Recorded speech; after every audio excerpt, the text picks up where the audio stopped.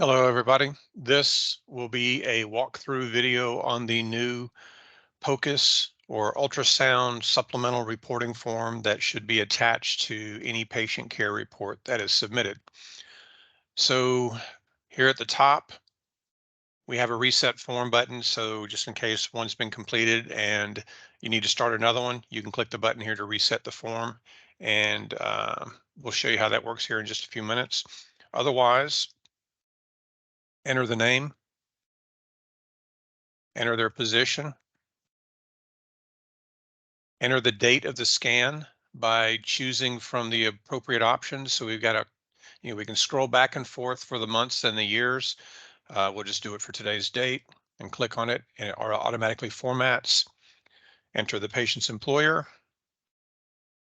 the work location from a drop-down box. We're only approved for these current locations, so it's an easy choice. And then the patient's date of birth. Now this right here will take a little bit of scrolling, or you can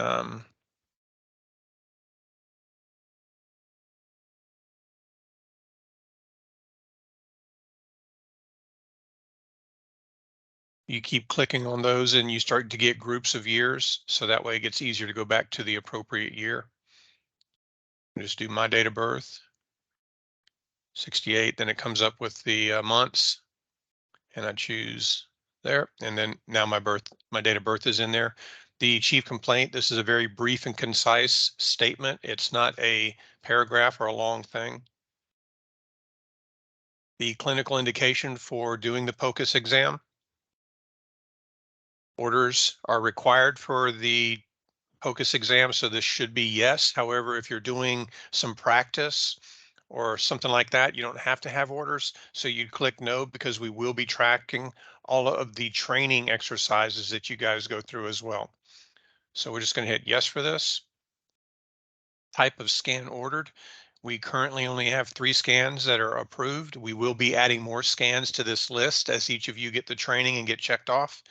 We'll just call it the musculoskeletal or MOI scan. This is a mechanism of injury scan. So you're going to be focusing on that targeted part of the body or comparison to a parallel side of the body. We're just going to click that one. And the corresponding CPT code. Well, because we don't know those off the top of our head, if you scroll down here to the bottom, we've got them currently listed. We'll reconfigure this as all these numbers grow, but it's 76882. Scroll back up. 76882. Who's the approving physician? We're going to choose Dr. Ricky McShane for this. And what are the findings? These are the findings that you gather, that if you're online with medical control at the same time and they're consulting, this is what they gather. Now, we will be getting radiologists to interpret the final images, but that won't go into this report. That'll be another report that they submit us that we attach to this. What are the conclusions or any actions associated with patient care? This would include, do they get sent in? What's their priority? What are the outcomes as far as the decision making related to this scan? And then what urgency is related to this particular patient? Are they stable, treat on location? Are they stable, arrange for next day evacuation? Are they unstable, arrange for immediate evacuation? These are just radio buttons. You can only choose one. And then any additional instructions, this is because we don't know what's going to happen with every particular case. So this is the extra space to provide whatever else, whatever content might be relevant to your particular patient. Which specific scanner is being used. Each scanner has an assigned email address that is configured to the cloud account for that scanner for managing images. So everybody will have to manage their images, and they'll have to organize them, and they'll have to use that corresponding email address to access that cloud account. Images were stored, yes or no? So this should be yes in all cases, including your training scans, because we will be able to go back to them and we'll be able to show your progress, your capacity or proficiency with any particular type of scans. And this is a technical expectation for CEUs and ongoing training.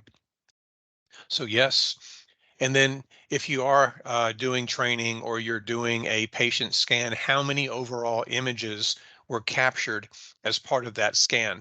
So I could be doing a scan on a finger for a possible fracture, and it takes me 8 captured images to complete that scan. If that's the case, then I would put the number 8 in this cell right here to indicate somebody on the back end, when they go to the appropriate folder, should be looking for those 8 images.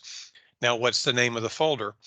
It could be 2023-0801 EWC 2, and then the initials of whoever the person is, right? JSM. Well, that's what the folder should be named so that somebody can go straight to it and find it. This also means that we're going to have to develop a naming convention that everybody understands and can stick with so we can keep it consistent as medics rotate in and off their rig and start treating patients and the histories start building up. Then enter the technician name performing the scan, their level. That'll become more relevant as we start defining the different training levels, but for now, a technician, paramedic, something generic should be fine for now. Who is the client supervisor or PIC on site during the scan, because they should know what's going on, right? So enter their name. Currently, the only client that we're performing the service for is Chevron, so that's easy. Click Chevron. And then was this a training or supervised scan? If it's a patient scan, chances are it's not supervised. You're doing it on your own, unless you're on a location that supports telemedicine and Dr. McShane or Dr. Brown are in fact supervising. And if that's the case, you click yes. Otherwise, click no. That's the end of this document. You would save it appropriately and then attach it to your PCR.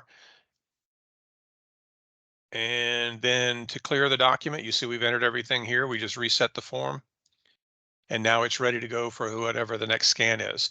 Now, this one document has to be completed and submitted for every type of scan completed. So what if you're doing a musculoskeletal scan and a foreign body scan? That's going to be 2 report forms. It's not one scan per view. It's one, I'm sorry, it's not one report per view. It's one report per scan. A scan is all of the collected views for that one encounter. So if you have any questions, please feel to reach out to me. Otherwise, this will be posted on the university for reference, and hopefully this helps you guys get what you need. Thanks. Bye.